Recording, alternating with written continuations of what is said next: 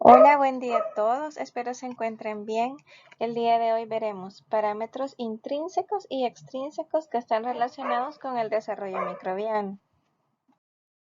Dentro de los objetivos tenemos identificar los factores ecológicos, que son los factores intrínsecos y los extrínsecos, así como los implícitos, que pueden afectar el desarrollo de los microorganismos en los alimentos y causar la muerte de estos gérmenes. Otro objetivo va a ser el reconocer cómo se usan estos factores ecológicos que vamos a ver para controlar este desarrollo microbiano.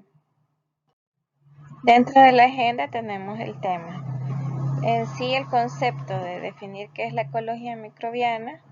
Luego vamos a ver a detalle cuáles son los factores intrínsecos, cuáles son los factores implícitos de los microorganismos, cuáles son los factores extrínsecos que afectan el desarrollo de los gérmenes. Luego les he hecho un pequeño resumen, un breve resumen de lo que consta la clase y un examen con unas preguntitas que ese es para que sea como para ustedes una autoevaluación de lo comprendido en la clase. En la mayoría de los casos, los gérmenes utilizan los alimentos como fuente de nutrientes para su propio crecimiento. Esto puede ocasionar la alteración de los alimentos, ¿verdad? Entonces los microorganismos pueden echar a perder un alimento porque se van a estar multiplicando en él y van a utilizar sus nutrientes para multiplicarse, así van a producir ciertas modificaciones enzimáticas en ellos, en los alimentos. Y también van a proveer, digamos, sabores que son desagradables. ¿Por qué? Porque van a desdoblar sustancias que están contenidas en los alimentos. O también por la síntesis de otros compuestos durante este proceso de asimilación de nutrientes que hacen los microorganismos. Entonces, si se conocen las características del alimento, entonces podemos nosotros predecir la flora microbiana que puede ser posible que crezca en él. Entonces el conocimiento también de los factores físicos químicos que favorezcan o inhiban la multiplicación de los patógenos o de los microorganismos deterioradores va a ser bien importante para comprender los principios básicos que participan o que rigen, digamos, la alteración de los alimentos, y esto nos va a dar las pautas para saber cómo conservarlos también y para evitar que crezcan pues o disminuir el riesgo, digamos, de que se desarrolle un microorganismo patógeno. Entonces el desarrollo de las bacterias en los alimentos va a depender de la composición del alimento, de sus propiedades, las características propias o implícitas del microorganismo y del medio ambiente que rodea el alimento. Vamos a enumerar cuáles son los factores intrínsecos. Primero, explicarles qué son aquellos que forman parte integral del alimento, o sea, son parámetros que van a estar relacionados con características físicas y químicas de los tejidos vegetales o animales de los cuales proceden los alimentos. Entonces, el primero que les voy a mencionar es el potencial de hidrógeno. Aquí, pues, en resumen, cada microorganismo tiene un pH mínimo, uno óptimo y uno máximo de crecimiento. Otro parámetro, otro factor es la actividad de agua. Acá los microorganismos requieren para crecer y llevar sus funciones metabólicas la presencia de cierta cantidad de agua disponible. Lo vamos a ver cada uno a detalle más adelante. El potencial óxido de reducción es la reacción en la que ocurre una migración de electrones entre sustancias químicas. El contenido de nutrientes, o sea, todos los seres vivos necesitamos ciertos requerimientos básicos de nutrientes para realizar todas nuestras actividades metabólicas, así también los microorganismos. Ejemplo, ellos necesitan azúcares, necesitan agua, necesitan minerales, vitaminas también. Hay sustancias inhibitorias en los alimentos. Estas pueden impedir el crecimiento de microorganismos o el crecimiento de determinadas especies. Entonces, Otro factor intrínseco de los alimentos es este contenido de sustancias que puedan contener que son antimicrobianas. Otro factor es la estructura, más bien dicho, del producto alimentario. También se le denomina integridad. A esto nos referimos con que los tejidos sanos de todo organismo vivo en general son estériles porque tienen sistemas que no permiten la penetración de microorganismos y les impiden causar daño, que este daño pues va a llevar a alteraciones en el alimento. Sin embargo, si la integridad del alimento está dañada, por ejemplo, cuando ustedes ven en el mercado que como que solo tiran las verduras, las frutas, entonces esos golpes eh, producen rajaduras en los tejidos y ahí ya pueden penetrar fácilmente los microorganismos y así es como empiezan a deteriorarse. Los factores extrínsecos, estos son los que nos aporta el medio ambiente y que pueden afectar tanto al alimento como a los microorganismos. Entonces tenemos la temperatura. La temperatura es uno de los primeros factores, la humedad relativa del ambiente y la atmósfera, o sea, los gases atmosféricos. El primer factor intrínseco que veremos es el pH o potencial de hidrógeno. El pH del alimento va a ser un factor que va a permitir controlar o facilitar el control de las reacciones químicas y bioquímicas que están implicadas en el metabolismo celular de los microorganismos.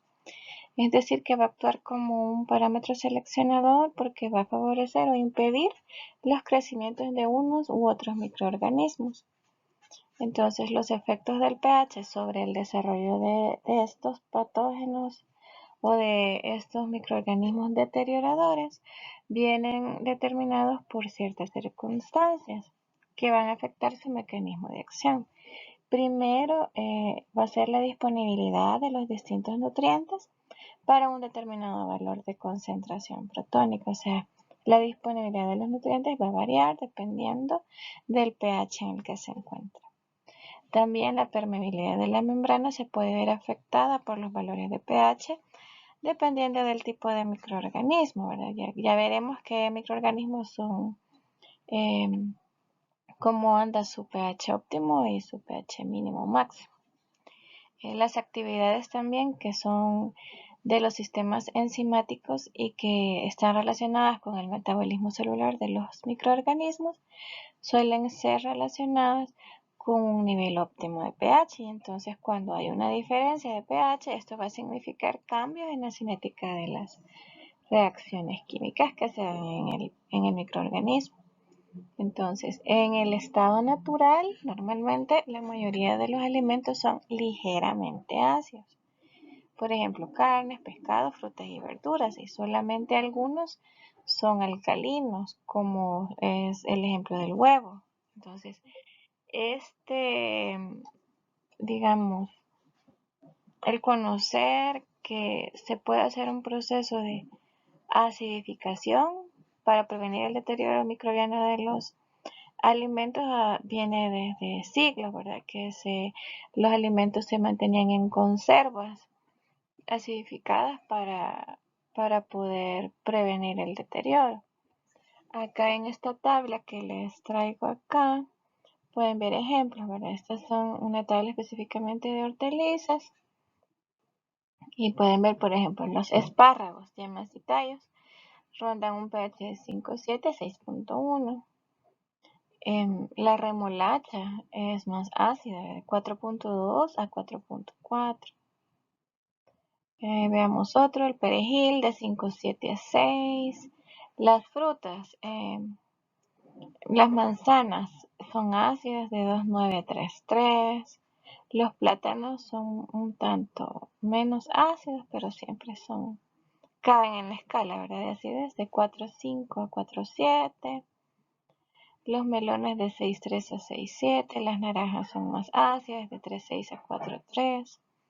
Entonces, el conocer los diferentes pH de los alimentos pues nos puede dar también pistas de qué tipo de microorganismos pueden crecer en ellos. Aquí podemos ver una tabla donde se ejemplifican los pHs máximos, óptimos y mínimos de las bacterias en general, las ácidos lácticas, las acéticas, levaduras y mohos. Quizá me voy a enfocar en la tabla contigua que ya tiene ejemplos más específicos, por ejemplo, de bacterias gram negativas. Por ejemplo, la Escherichia coli tiene un pH mínimo de crecimiento de 4,4 y un máximo de 9. Pseudomonas aeruginosa de 5,6 mínimo, 8 máximo. Las salmonelas, ¿verdad? Que son tan relacionadas a enfermedades transmitidas por alimentos. Tienen pH mínimos ya más ácidos de 4,5, de 4,45, pH máximos de 7,8 y la TIFI de 8 a 9,6. También el vibrio para hemolíticos, ya ven que tiene un pH mínimo de 4,8. Entonces, se ha visto, ¿verdad?, que la acidez de un producto, a lo largo de la historia se ha estudiado que la acidez de un producto puede tener importantes implicaciones, ya sea en la ecología microbiana como en la rapidez y la naturaleza de la alteración del alimento. Ejemplo, digamos, los productos vegetales que son clasificados como hortalizas, casi siempre van a tener un pH que es ligeramente ácido. Y por ejemplo, las bacterias productoras de la putrefacción blanda, como por ejemplo la Erwinia carotobora y las pseudomonas, el género general de pseudomonas, van a desempeñar un importante papel en la alteración de este tipo de alimentos que les mencionaba. En cambio, en las frutas, un pH más bajo impide el crecimiento bacteriano y pues de aquí que su alteración la dominen, la alteración de las frutas, la dominen las levaduras y mohos. Por eso es más común ver que, por ejemplo, una naranja se llene de mohos más rápido, ¿verdad? Y pues como les decía que se ha venido estudiando que la acidez va a poder prevenir el crecimiento bacteriano, se ha estudiado que los ácidos orgánicos débiles como el sórbico y el ácido benzoico son potentes inhibidores del paso de aminoácidos a través de la membrana celular. Entonces, cuando se encuentra un pH que sea igual o inferior a su pKa, entonces, estos ácidos orgánicos débiles, que también se les llama lipofílicos, lo que van a hacer es que promueven la entrada de protones a través de la membrana celular. Entonces, ¿qué pasa si promueven la entrada de protones? Estos protones van a venir a acidificar el medio interno de la célula microbiana, ¿verdad? Y va a tener como consecuencia la inhibición del transporte de nutrientes al interior de la célula. Entonces, por eso es que se ha visto que la acidificación de los alimentos puede usarse como un método de conservación para los mismos.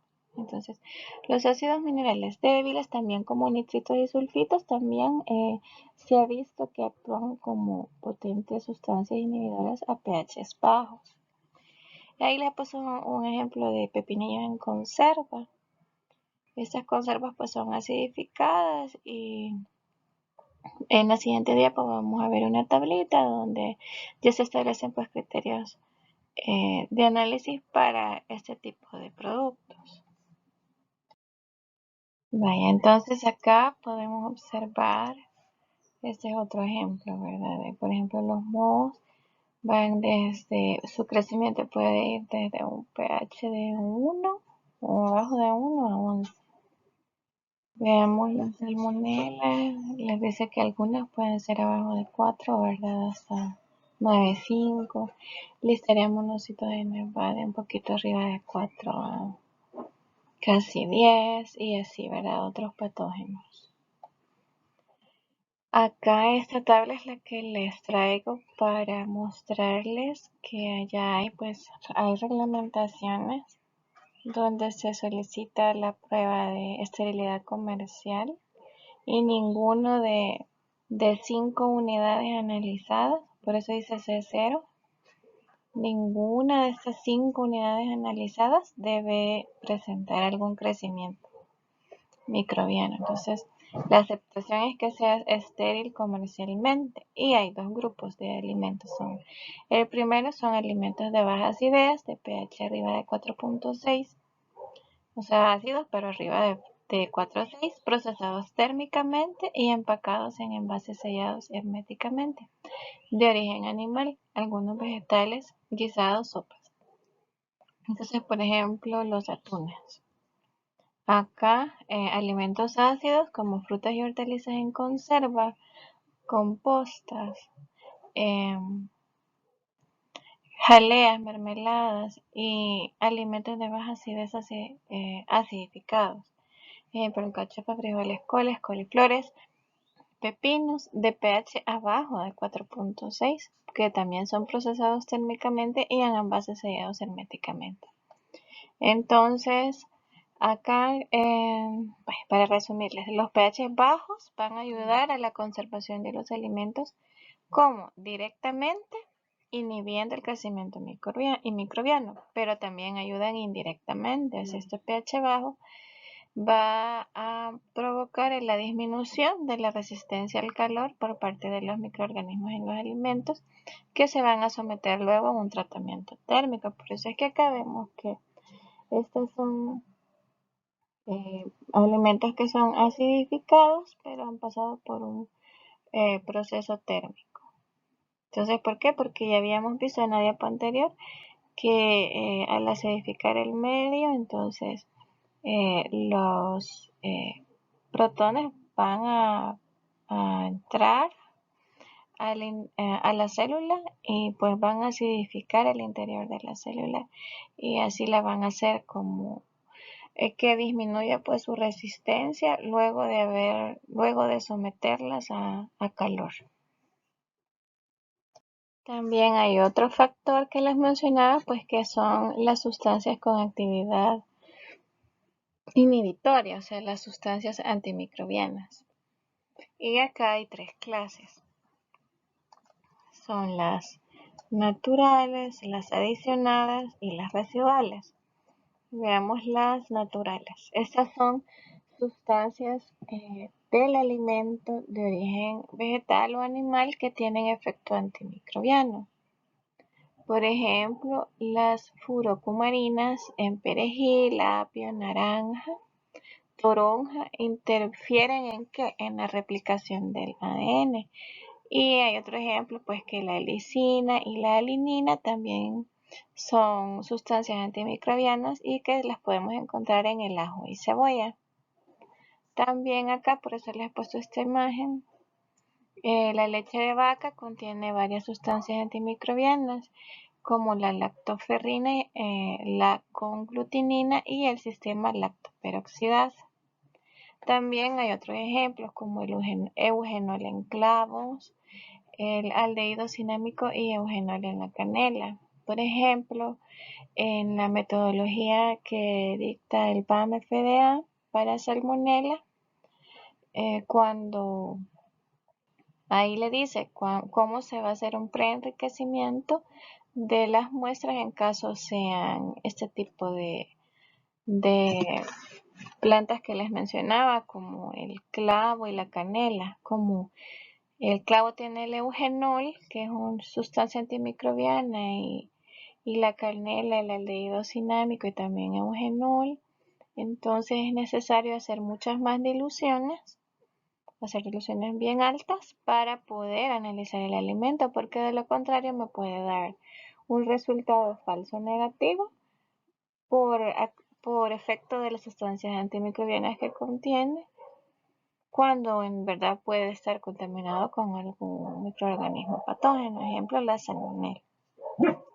Hay otro tipo de clasificación de estas sustancias que son las adicionadas, y acá pues tenemos que se añaden antimicrobianos a los alimentos. Ejemplo, el benzoato de sodio, este inhibe bacterias, levaduras y hongos. El propionato de calcio sodio, este inhibe mohos. Y hay otros como el ácido acético, el ácido sórbico y los nitritos. Por ejemplo, los nitritos lo que hacen, tienen bastantes propiedades de poder eliminar los clostridium.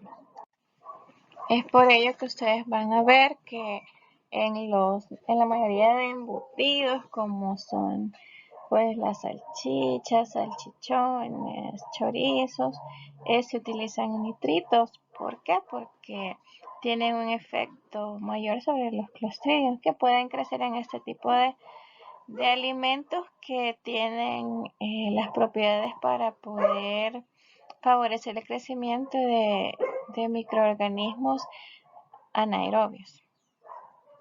También las bacterias gram positivas pues son sensibles a sorbatos, benzoatos y citratos. Otro grupo de sustancias con actividad antimicrobiana pues son los residuales. ¿Cuáles son estos? Pues los que llegan de forma accidental al alimento. Por ejemplo, residuos de antibióticos en carnes rojas, carnes de aves y en lácteos. Es por eso que también hay normativas que regulan pues los residuos de este tipo de sustancias, los límites máximos que son permitidos en los alimentos. Y pues que a la larga también esto nos puede llevar a aumentar lo que ahorita está en auge, que es la resistencia antimicrobiana, ¿verdad? Y que a la larga pues esto nos puede llevar a la extinción a los humanos al verlo así de una manera más trágica, digamos. Pero puede ser probable porque puede llegar un momento en que ningún antibiótico pues sea suficiente para contrarrestar los mecanismos que tengan las bacterias de defensa, ¿verdad? de su organismo. En los alimentos podemos diferenciar dos tipos de agua. Está el agua ligada, que es la que se encuentra formando parte de moléculas complejas y macromoléculas. Entonces es como bien fácil comprender, ¿verdad? Que el agua ligada es la que está ligada, unida a, a moléculas complejas y macromoléculas. En cambio, el agua disponible es la que se encuentra más o menos libre en el alimento. Entonces, esta agua es eliminable, ya sea por métodos físicos, y es el medio en el que se van a producir las reacciones enzimáticas y químicas y en el que proliferan los microorganismos. Entonces, esta agua disponible es la que va a determinar la estabilidad del alimento. Entonces, los microorganismos, para crecer y llevar a cabo sus funciones metabólicas, requieren la presencia de cierta cantidad de esta agua disponible. Entonces, la adición de sustratos a los alimentos durante la producción de curados, salazonados y almíbares, así también como la deshidratación, van a ser métodos que van a permitir la conservación basado en qué? En la disminución de esa agua disponible. La disminución de la actividad de agua. ¿Qué es la actividad de agua? Es la relación a una temperatura dada entre el vapor de agua en el alimento y la presión de vapor de agua pura. Y va a estar relacionada con la humedad relativa. Y acá les he puesto esto porque es muy importante este poquito. El rango de actividad de agua va a ir de 0 a 1. El agua en estado libre tiene una actividad de agua igual a 1. Y es importante recordar que a mayor agua ligada, menor va a ser la actividad de agua. ¿Por qué? Porque va a haber menor agua disponible. Y acá en esta tablita les muestro unos ejemplos de actividad de agua. De carne fresca y pescado, 0.99. Pueden ver que tiene una actividad de agua alta. Y en el pan también hay una actividad de agua alta de 0.95. En los quesos de 0.85, las mermeladas y jaleas de 0.80. La leche en polvo es la que tendríamos una actividad de agua más baja de 0.20. La mayoría de los microorganismos, incluyendo las bacterias patógenas, crecen más rápido a niveles de actividad de agua que rondan los 0.993 a 0.998. Aquí en esta tabla podemos ver que las bacterias en general crecen a una actividad de agua mayor a 0.91. Y ya pues para casos específicos se ve acá, por ejemplo, bacterias gram negativas como las pseudomonas, crecen la actividad de agua de 0.96. En general el género Enterobacteriaceae a una actividad de agua de 0,93. Las bacterias gram positivas como las lactobacilos crecen a 0,94. Las bacterias halófilas a 0,75. Las levaduras en actividad de agua mayor a 0,87. Los mohos en general mayor a 0,70. Entonces, a valores inferiores de actividad de agua, digamos, la velocidad de crecimiento o la masa celular final va a disminuir y entonces la fase de latencia va a aumentar. Acá, si nos vamos a esta tablita a esta gráfica, aquí podemos ver que las bacterias, como se veía en la tabla, pues las bacterias en general crecen a una actividad de agua mayor a 0,9, 0,91. Las levaduras, en general, actividades de agua mayores a 0,8. Los mohos, actividades de agua mayores a 0,7. Y esta gráfica, perdón, que nos quiere decir que a valores inferiores, que se los voy a poner en otro color, a valores inferiores a 0,6 no va a estar favorecido el crecimiento microbiano. Entonces el valor limitante de la actividad de agua para el crecimiento de cualquier microorganismo es aproximadamente 0,6. Es así que entonces, debajo de este valor, la alteración de los alimentos no va a ser debida a una actividad microbiológica, sino a actividad enzimática, a reacciones de fardeamiento o a una peroxidación lipídica. Entonces, a medida que disminuye la actividad de agua, la velocidad de los diferentes procesos de alteración también va a ir disminuyendo. Entonces, hasta llegar, digamos, a valores de 0,2, como que vemos acá, de 0,2 a 0,3. Aquí vamos a ver que cesa cualquier actividad de degradación excepto la peroxidación lipídica. Entonces, en resumen acá, actividades de agua abajo de 0,6 no van a permitir la degradación de un alimento por actividad microbiológica.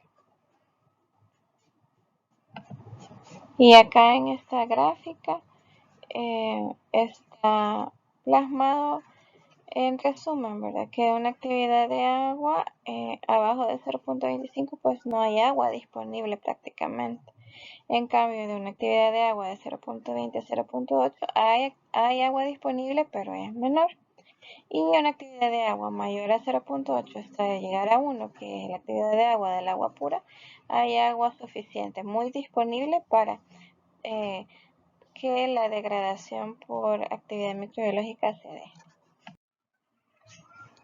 Se definen tres principales grupos de microorganismos que están asociados a diferentes tipos de alimentos, esto de acuerdo a su actividad acuosa o su presión osmótica. Están los halotolerantes, que son capaces de crecer en presencia de elevadas concentraciones de sal, ejemplo, Halobacterium y Halococcus. Tenemos los osmotolerantes, que son capaces de crecer en presencia de altas concentraciones de compuestos orgánicos no ionizados, como son los azúcares. Y acá pues tenemos de ejemplo las levaduras que son tolerantes al azúcar. Y hay otro tipo de microorganismos que son los celotolerantes, y estos son capaces de crecer en alimentos secos. Y acá pueden haber mohos y levaduras. De hecho, hay estudios que se han realizado a pescados secos. De hecho, lo hizo una docente de la facultad de la Escuela de Biología y determinó un gran contenido de mohos y levaduras en este tipo de alimentos. El potencial redox va a ser la facilidad que va a presentar el alimento para perder o ganar electrones. Entonces, se considera que un sustrato va a ser oxidante cuando tiene la capacidad de capturar electrones, mientras que va a ser reductor cuando lo cede. Entonces, la medida de voltios de H o del potencial de óxido de reducción indicará si es reductor cuando el potencial resulte negativo. ¿Por qué? Porque significa la facilidad con la que pierde electrones. Y por el contrario, entonces, va a ser un sustrato oxidante cuando se muestre un potencial positivo. ¿Por qué? Porque entonces va a denotar la facilidad con la que está ganando electrones. Entonces, en los ambientes oxidados, esto es importante que lo manejen. Entonces, en ambientes oxidados, estos ambientes van a proporcionar condiciones aeróbicas y los ambientes reducidos van a proporcionar condiciones anaeróbicas. Acá en esta tabla les muestro algunos potenciales, ¿verdad?, de redox. Aquí pueden ver que hay potenciales negativos y potenciales positivos. El jugo de uva tiene un potencial positivo. Entonces, ¿qué dijimos? Si tenían un potencial positivo, entonces son oxidantes. ¿Por qué? Porque van a ganar electrones. Y en cambio, veamos el hígado. Tiene potencial redox negativo. Entonces, si tiene un potencial negativo, significa que posee un ambiente reductor. ¿Y esto qué significa? Que tiene facilidad para perder electrones. Entonces, los microorganismos se pueden clasificar según su tolerancia al oxígeno molecular. Es por ello que pueden dividirse en aerobios obligados. Estos son los que requieren oxígeno como aceptor final de electrones para su respiración. O sea, ellos no pueden vivir sin oxígeno. Su potencial de H debe ser alto, debe ser oxidado o positivo. Aquí tenemos los hongos, los bacilos, las pseudomonas y el micrococcus. Por eso que nos aparecen acá en el tubo de ensayo que está acá, aquí arriba, ¿verdad? Porque aquí hay un mayor potencial redox. Y los anaerobios facultativos son los que se desarrollan tanto a niveles altos como a niveles bajos de H. Entonces, estos microorganismos en realidad son microorganismos que usan oxígeno si lo hayan, pero pueden desarrollarse en su ausencia. Esto por medio de procesos de fermentación.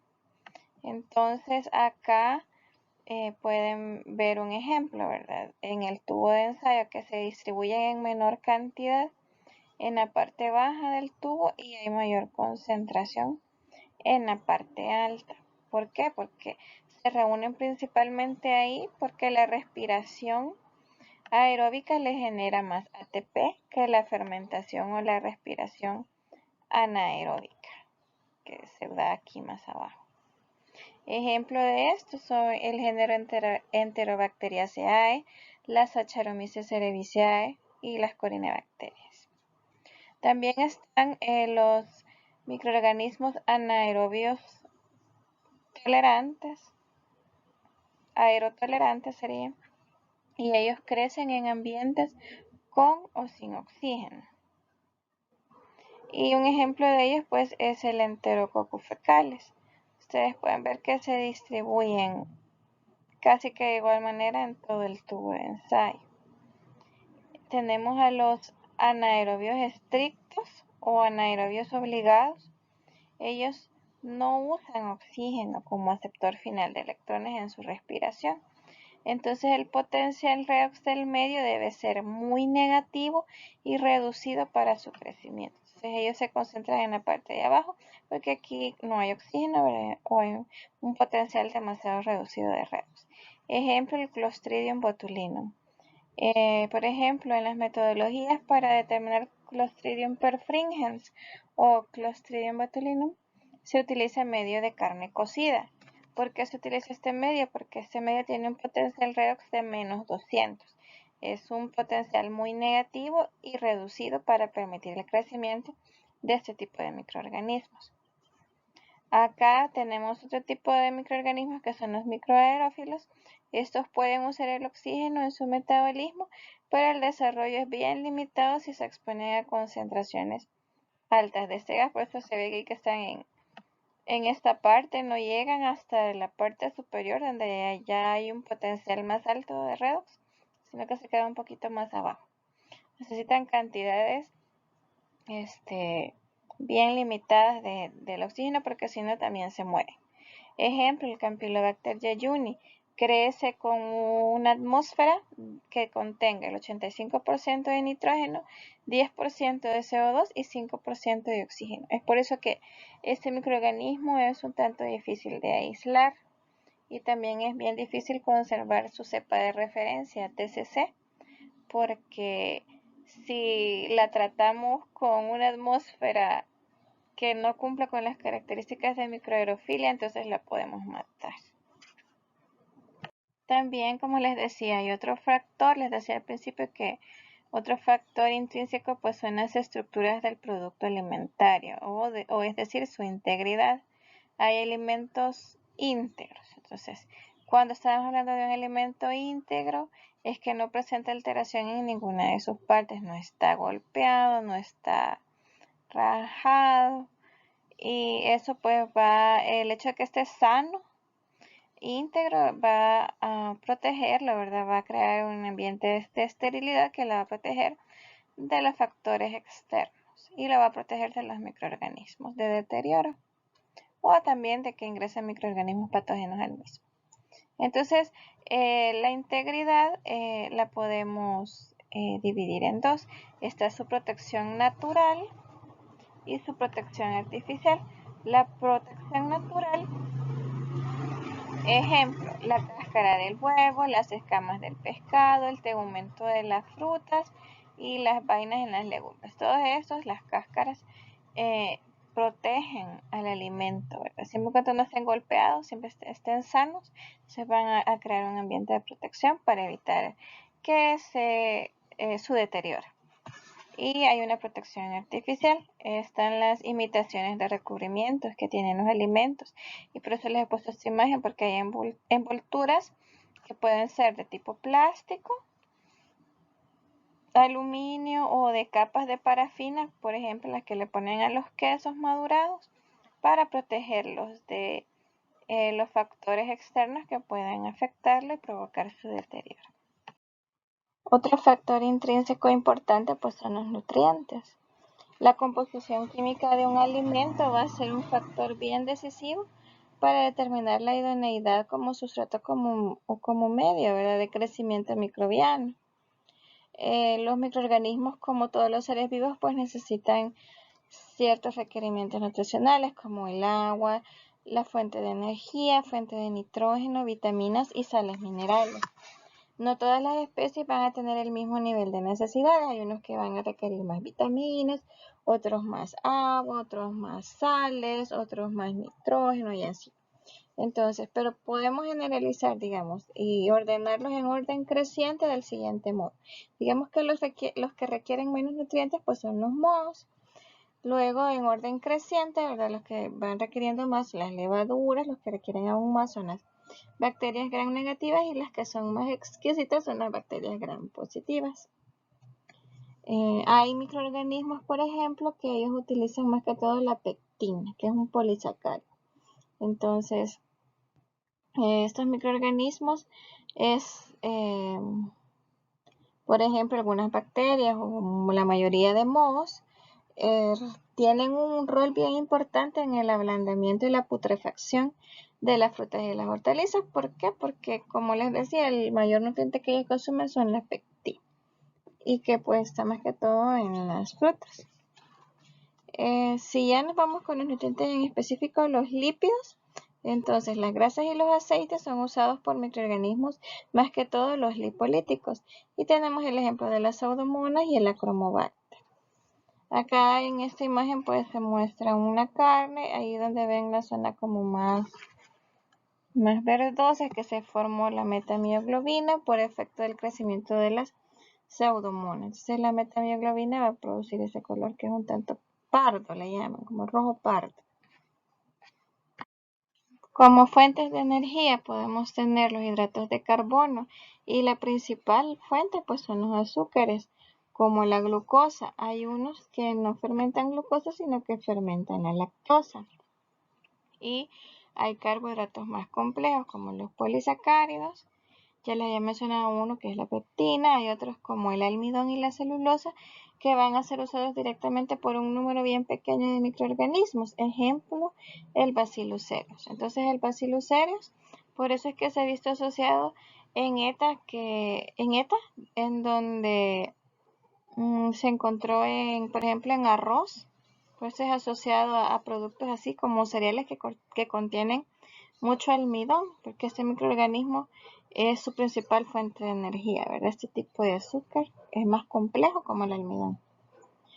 Hay otras fuentes, ¿verdad? Como las que les decía, de nitrógeno, que pueden ser en forma de aminoácidos, nucleótidos, péptidos y proteínas, además de otros compuestos nitrogenados como son la urea.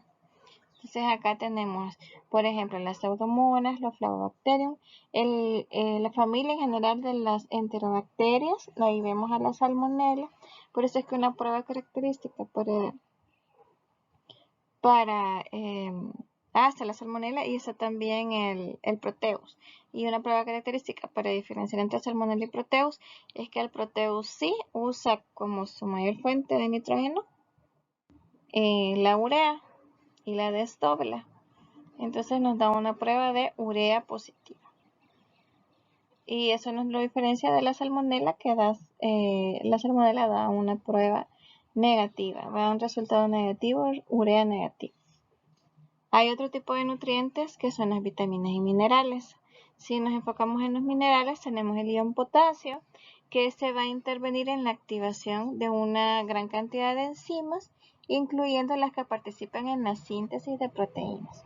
Entonces, en las bacterias gram positivas está asociado con los ácidos teicoicos de la pared. Recordemos que la pared de las gram positivas es más gruesa. El ion magnesio, esta es la que estabiliza los ribosomas, membranas y ácidos nucleicos y actúa como cofactor en muchas reacciones y en especial las que implican la transferencia de grupos fosfato. Entonces, por ejemplo, en las reacciones que requieren ATP, el magnesio es el que va a colaborar en unir la enzima al sustrato durante el mecanismo de acción de la primera. También tenemos el ion calcio que va a actuar como cofactor en ciertas enzimas como las proteínas. El hierro, principalmente el ion ferroso, va a estar en forma de complejo en la naturaleza formando sales insolubles. Entonces las bacterias tienen una serie de moléculas, los sideróforos, que son capaces de captar ese hierro. También tenemos el manganeso, que es un cofactor de ciertas enzimas y a veces puede sustituir al magnesio. El cobalto también se necesita exclusivamente, por ejemplo, para la vitamina B12. Y si suministramos esta vitamina en un medio de cultivo, pues la bacteria se vuelve independiente del cobalto libre. También pueden contener zinc los sustratos y esto interviene en la estabilización de complejos enzimáticos como el ADN y ARN polimerasas. Y acá en esta tabla pues les muestro otros ejemplos, ¿verdad? Por ejemplo, la riboflavina pues, es un precursor del FAD y del FMN. La vitamina K y las quinonas pues, son transportadores de electrones. La tiamina también participa en las descarboxilaciones y las transcetolasas. Entonces, ustedes pueden ver cómo es bien importante que también las bacterias puedan hacer este tipo de nutrientes para que puedan realizar todas sus actividades metabólicas necesarias para la supervivencia.